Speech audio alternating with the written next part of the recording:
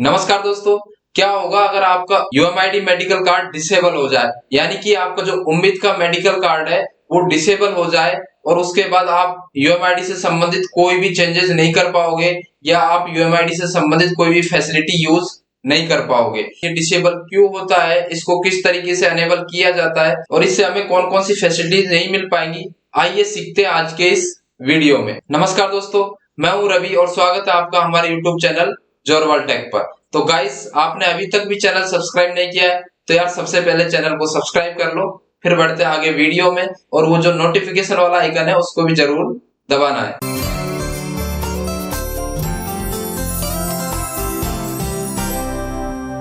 तो दोस्तों क्या होता है कि जब आप किसी ब्राउजर पर यूएमआईडी को लॉगिन करते हैं तो सबसे पहले वहां पे होम पेज पे डिसेबल्ड योर मेडिकल कार्ड करके आता है। अगर आप जब उस पे क्लिक कर देते हैं तो आपका यूएमआईडी कार्ड डिसेबल हो जाता है। वो आपसे बेशक त्रुटिवश होता हो, जानबूझकर नहीं किया गया हो, लेकिन वो कार्ड डिसेबल हो जाता है और डिसेबल होने के बाद फिर आप उसको एक्सेस नहीं कर पाते हैं। अगर आप उसको चेंजेस करना चाहते हैं, आपके मेडिकल कार्ड में कुछ चेंजेस करना चाहते हैं तो वो चेंजेस भी आप नहीं कर पाओगे। आप अपने मेडिकल कार्ड से संबंधित जो फैसिलिटीज है वो फैसिलिटीज भी आप एक्सेस नहीं कर पाओगे। तो गाइस, ये जो मेडिकल कार्ड डिसेबल होता है इसको किस तरीके से एनेबल करना है आज की इस वीडियो में मैं आपको कंप्लीट बता दूंगा कि आपको किससे जाके मिलना होगा, ठीक है, कौन इसको सही करता है। तो गाइस, सबसे पहले तो आपको ये याद रखना है कि जब भी आप यूएमआईडी में लॉगिन करें तो जो डिसेबल्ड यूएमआईडी मेडिकल कार्ड आता है तो उस पर क्लिक ना करें। जैसे ही आप उस पर क्लिक करोगे तो आपका यूएमआईडी मेडिकल कार्ड डिसेबल्ड हो जाएगा और मेरे पास ये बहुत सारी एप्लीकेशन ऐसी आती है अनेबल करने के लिए। तो गाइज, आपसे यही रिक्वेस्ट है कि आप जब भी कोई भी चीज को ओपन करो तो एक बार पढ़ लीजिए, उसके बाद ही उस पर आगे बढ़िए। तो आज की इस वीडियो में हम यही बात करेंगे कि आपका अगर मेडिकल कार्ड डिसेबल हो गया है तो उसको किस तरीके से अनेबल किया जाए। तो गाइज, इसके लिए सबसे पहले आपको जाना है, आपके UL3 एडमिन होता है, यानी कि जो आपके उम्मीद कार्ड बनाता है, बेसिकली वहीं पे कोई ना कोई होता है UL3 एडमिन। तो UL3 की आईडी से आपका मेडिकल कार्ड अनेबल हो जाएगा। तो चलिए लैपटॉप की स्क्रीन पर मैं दिखाता हूं कि किस तरीके से आपका यूएमआईडी कार्ड डिसेबल होता है और किस तरीके से उसे अनेबल किया जाता है। तो चलिए लैपटॉप की स्क्रीन पर। तो गाइस, सबसे पहले हम उम्मीद में लॉगिन कर लेते हैं। इस लॉगिन बटन पर क्लिक करेंगे, इस तरीके की एक स्क्रीन आएगी।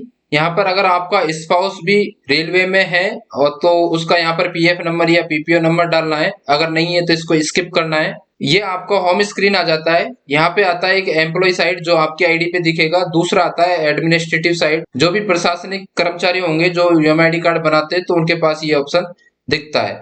तो सबसे पहले आप जाते हैं इस यूएमआईडी एम्प्लॉय कार्ड पर। तो ओपन होने के बाद होम स्क्रीन पर आपको कुछ इस तरीके की डिटेल आती है आपकी, जहां पर आपका पीएफ नंबर रहेगा, नाम रहेगा, डेट ऑफ बर्थ रहेगी, डेट ऑफ अपॉइंटमेंट रहेगा, आपका रेट ऑफ पे रहेगा, ठीक है, आपका डेजिग्नेशन रहेगा, आपका अकाउंटिंग यूनिट रहेगा, आपका जोन रहेगा। इस डाटा में अगर कोई भी करेक्शन है तो आप अपने आई पास डीलिंग क्लर्क से जाके मिले, जो आपका बिल बाबू होता है वो इसमें चेंजेस कर देगा। तो दोस्तों होता क्या है कि आप सबसे पहले मोबाइल में जब लॉगिन करते हो तो आपके सामने ये वाला ऑप्शन है, ये बड़े बड़े में आ जाता है। ये वाला जो ऑप्शन है ये आपको सबसे पहले दिखने लग जाता है और आप इसी पर ही क्लिक कर देते हैं। ये है डिसेबल माई यूएमआईडी अकाउंट स्टेटस। तो आप क्या करते हैं, इस पे जाके क्लिक कर देते हैं। जैसे ही आप इस पे क्लिक करते हैं तो आपका उम्मीद का मेडिकल कार्ड डिसेबल हो जाता है, यानी कि आपका जो एम्प्लॉय स्टेटस है वो डिसेबल हो जाता है। तो गाइज, इस पे आपको क्लिक नहीं करना है। अगर मान लीजिए आपने ये क्लिक कर दिया और उसके बाद आपका ये जो मेडिकल कार्ड है ये डिसेबल हो गया, तो इसे आप किस तरीके से अनेबल करेंगे। तो गाइस, इसके लिए आपको एक एप्लीकेशन देना होगा यूएमआईडी के UL3 यानी कि यूनिट लेवल 3 एडमिन को। यूनिट लेवल 3 एडमिन के पास ये पावर होती है कि वो किसी भी एम्प्लॉय को अनेबल या डिसेबल कर सकता है। अब आप बोलेंगे कि हमें तो पता नहीं है कि हमारा UL3 कौन है। तो गाइस, बेसिकली जो आपके उम्मीद कार्ड बनाते हैं उनमें से किसी के पास UL3 का रोल होगा। तो आप एक एप्लीकेशन अपने डिवीजन में जाके दीजिए, पर्सनल डिपार्टमेंट में, या अपने ऑफिस में दीजिए, जहां से वो रिक्वेस्ट आपकी फॉरवर्ड होके चल जाए पर्सनल डिपार्टमेंट में और पर्सनल डिपार्टमेंट वाले आपके उम्मीद के मेडिकल कार्ड को दोबारा से अनेबल कर दें।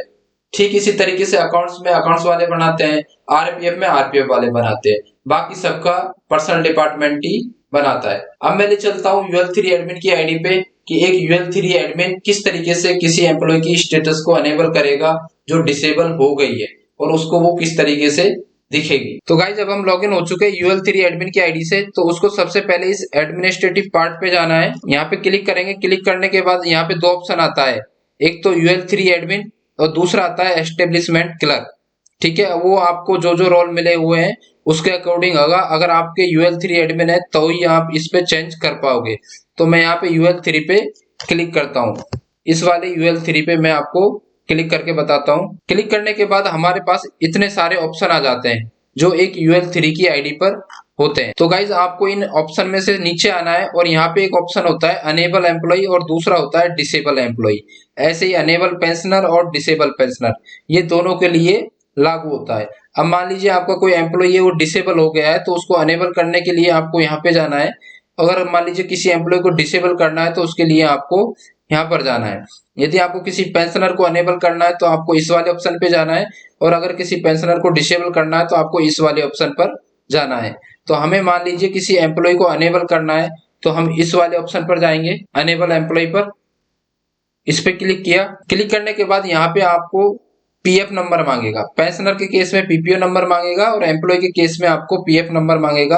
आपको 11 डिजिट का पीएफ नंबर यानी कि आई पास नंबर आपको यहाँ पर देना है। तो मैं जस्ट यहाँ पे एक एम्प्लॉय का आई पास नंबर दे देता हूँ जिसका मेडिकल कार्ड डिसेबल है। ये मैंने एक एम्प्लॉय का पीएफ नंबर डाल दिया। उसके बाद मैं सर्च पे क्लिक करता हूँ। जैसे हम सर्च पे क्लिक करेंगे तो उस एम्प्लॉय की डिटेल आ जाएगी, जहाँ पे उसका नाम रहेगा, उसका सर्विस स्टेटस रहेगा, उसका एम्प्लॉय टाइप रहेगा, उसका डेजिग्नेशन रहेगा, डिपार्टमेंट रहेगा, यूजर एक्टिव है या नहीं है वो रहेगा, और एक्टिव रिमार्क रहेगा। अब आप यहाँ पर देख सकते हैं कि यूजर एक्टिव है वो स्टेटस में नो आ रहा है, और एक्टिव रिमार्क में डिसेबल बाई एम्प्लॉय आ रहा है, यानी कि एम्प्लॉय ने इसको डिसेबल कर दिया था और ये फिलहाल में यूजर एक्टिव नहीं है।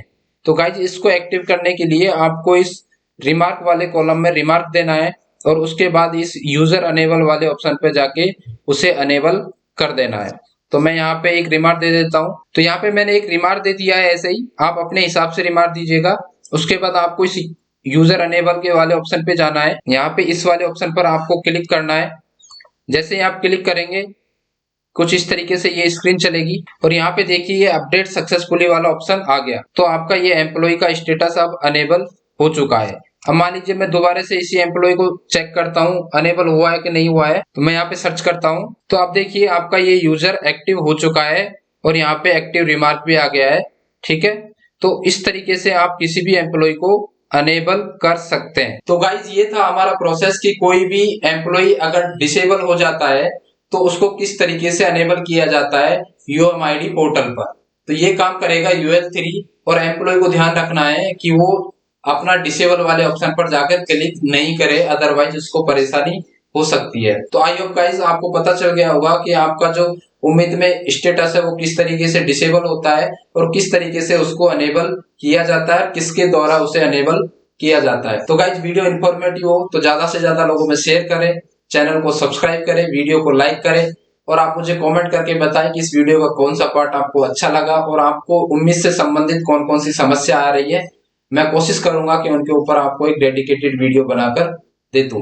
तो गाइज मिलते हैं ऐसी इंटरेस्टिंग वीडियो के साथ, तब तक के लिए जय हिंद।